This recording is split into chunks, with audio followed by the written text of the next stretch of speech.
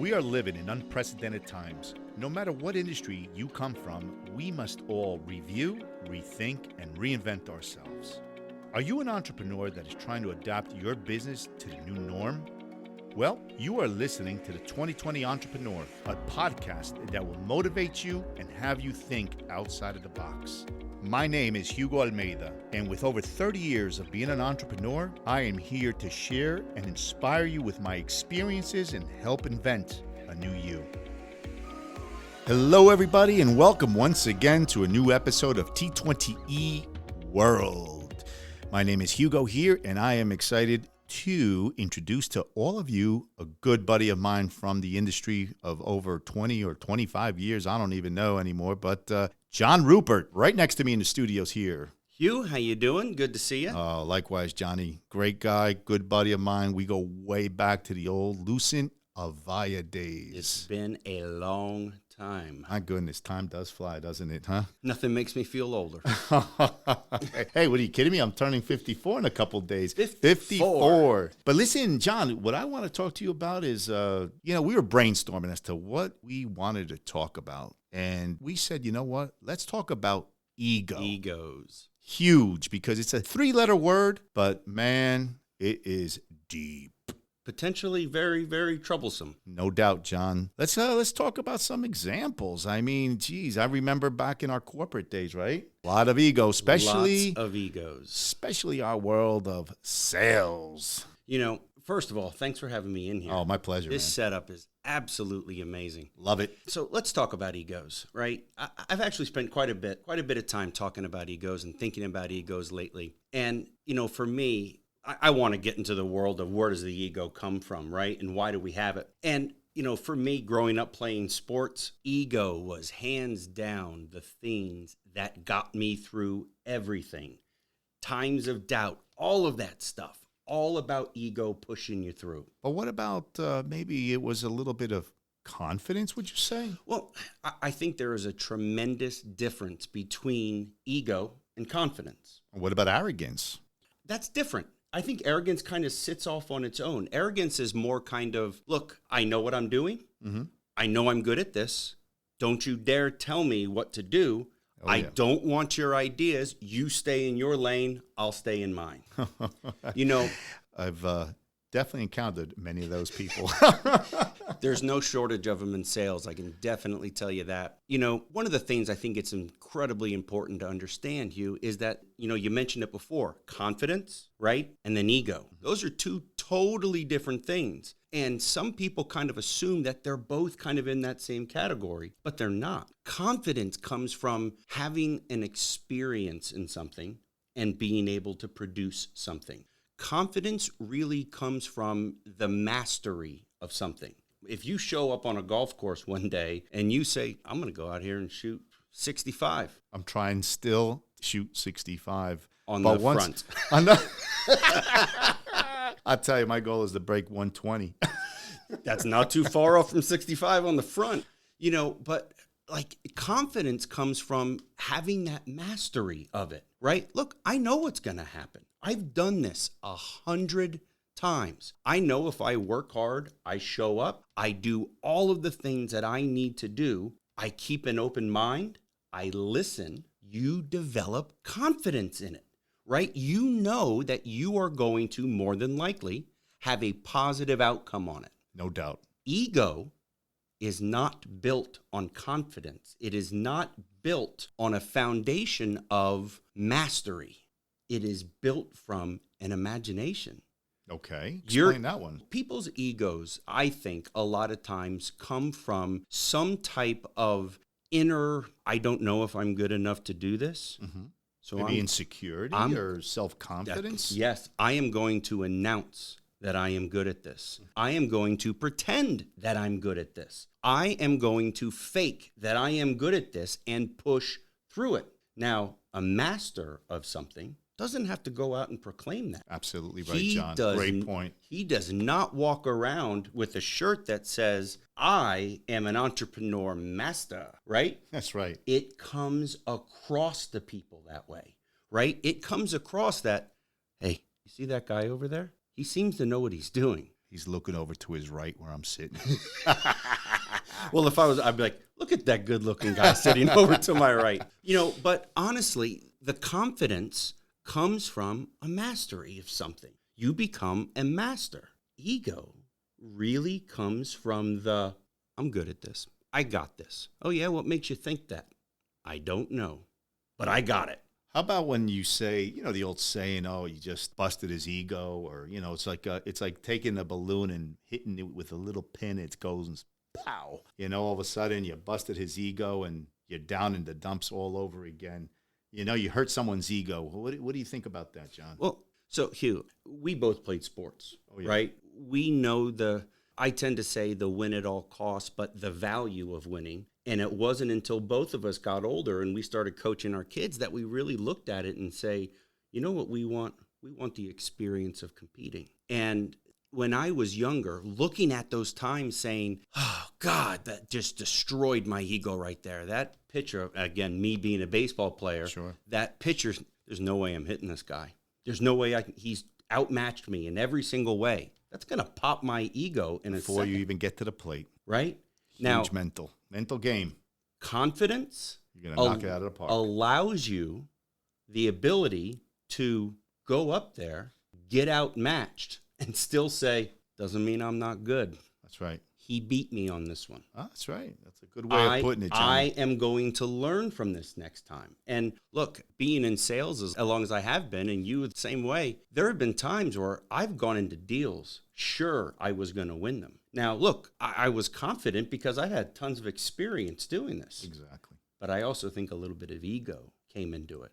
Of course I'm going to win this. I got this. This has all the markings of all the other deals that I have won in my career. Ego is an interesting word, John, because, the way you look at everything in life, it just almost, you could say, ego plays a role on a daily basis in almost everything you actually execute throughout the day. Absolutely. Absolutely. Again, a simple little word like that has such a huge meaning, and it is actually utilized on a daily basis without us even knowing it. Yeah. Being aware of ego is important. Huge. Being aware of not only your ego, but of the person that you're speaking to, the person you're interacting with, the person that you're working with, a deal you're trying to win. No doubt. So it's a little balance, I would say. Wouldn't you say, John? Maybe a little ego, confidence plays a little part of that. Obviously a little respect involved and kind of taking that arrogance that we talked about early on and putting that to the side, because that's what honestly kills everything. Yeah. Absolutely. I think sometimes as I learn to do away with ego, right, and the times that I can literally sit back and say, I want to do more listening than I do talking, which, me, man, that's hard. It's real hard. And I'm in that same boat.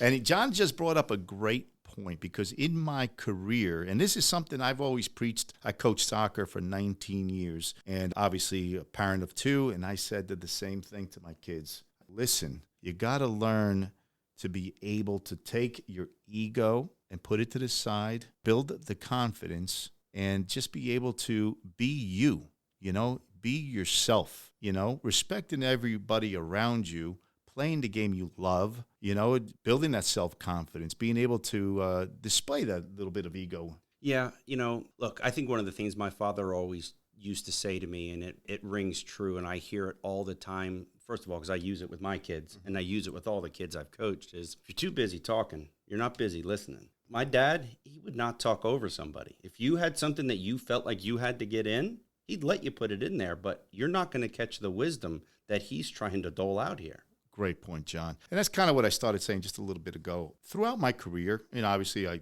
talked about coaching 19 years. One of the things I did learn, and I actually changed throughout the years, because I was that young, crazy 20-year-old shark out there selling. But as I got older, I matured. I also developed the knowledge and specialized in my field of international business and in technology. And you know what? I was a pretty damn good sales guy, I'd say. But I learned to begin to listen better. I would actually shut up in meetings and let everyone else talk. There's that saying, let everybody else be the hero. That's what I became. Yeah. I was the sideline guy because I knew the field I was talking in. Let everybody talk. I listened. Yeah.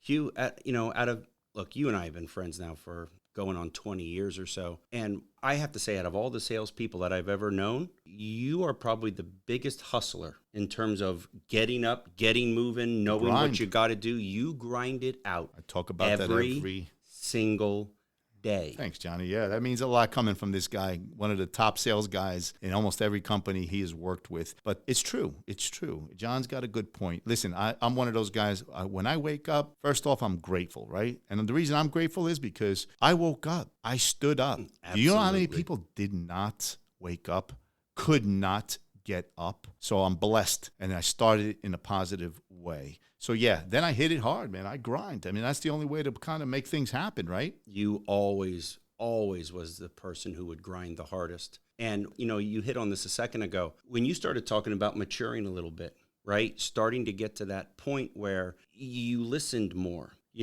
As somebody who's owned their own business and gone into several ventures, Hugh, one of the things that amazes me with you is you've had the ability to say no to deals. You're absolutely right. One of those things, and you learned kind of the hard way sometimes, right? You're out there trying to close these deals. But as you get older, and as John said, as you start maturing and getting that knowledge, becoming that specialized go-to individual within that specialized field, your circle, your bubble, your comfort zone, saying no, I tell you, sometimes makes so much sense. And I call it business smarts, right? Because it's all about gross profit. You got to make intelligent decisions. You can't just say yes to any deal that has value in dollars, because sometimes, you know what? You're going to lose in the long run, right? Yeah. And you know what has to play in a lot in that too? Gross profit margin? Ego. Ego is huge. You're absolutely right on that one, John. Being able to check your ego to say, I don't need to be everybody's everything. I do not need to win every single deal, because those deals that, look, a $500,000 deal at 5% margin versus the smaller order, which gives you more margin dollars, right? Which causes less work. Absolutely. Win the right deals. Check that ego. But sadly, if you're built on ego and not aware of it, you're going to continue to make those same mistakes over and over. I would say that's like in baseball. Let's go for those base hits. Those base hits adds up. They bring in runs, while others, all they think about is hitting that home run. Right or wrong? Yeah. I kind of say it as, look, you got to have a good at bat. Start with the strike zone. Hit the ball hard. Hit the ball hard. Hit the ball hard. It will take care of itself. I like that. This guy next to me was a hell of a baseball player back in his day. As I go through my 40s, Hugh, I feel every single ball I have ever thrown in my life. My right arm is more bionic right now than it is actual muscle and bone. Oh my God, that's another episode right there. We could go on for hours. But no, John, listen, again, ego, great word to be talking about. And the reason is because us as young entrepreneurs, college graduates, even high school guys that are coming out, guys and gals coming out of high school, graduating and getting ready to go into universities or even out to the workplace, ego and understanding what it really is and who you are and what your true ego is, and knowing it and feeling comfortable and knowing which way to sway with it is so important, which is one of the reasons John and I decided to talk about egos, because it's something that we have in us, built in. It's in our DNA. We use it every day. We don't realize that by defining our actions, sometimes it was simple. It was our egos that did it, Absolutely. I try to work as much as I can to keep ego out of it. Agreed. Keep it out. I agree. So listen, John, let's just wrap up everything here on discussion with ego. What's another thing that you would like to share with our audience today? Well, honestly, awareness. Awareness of the ego, awareness of where the decisions that you want or where your gut is telling you to go. Is it based on ego? Is it based on fact? Clear thinking and not just listening to the ego. It's a tiger. That's awesome, Johnny. Do me one last favor. Compare confidence versus ego, just so the audience understands and everyone is clear about the difference between the ego in one and our confidence. Sure. I was actually talking about this with one of the kids that I coached this morning, and I likened it to this. Build a house. That house is built on a foundation. Your foundation is all of the grinding that you put in, all of that hard work, everything that you have done to make yourself successful, the routines, the waking up, the being polite, the networking, the always following up. That is the solid foundation. Through it, you gain confidence. Those are the walls of the house, the inside walls, the siding, the roof, right? Your success is everything that fits inside of that. Ego, pit of sand that you decide to put a few bricks on. It's not going to stand.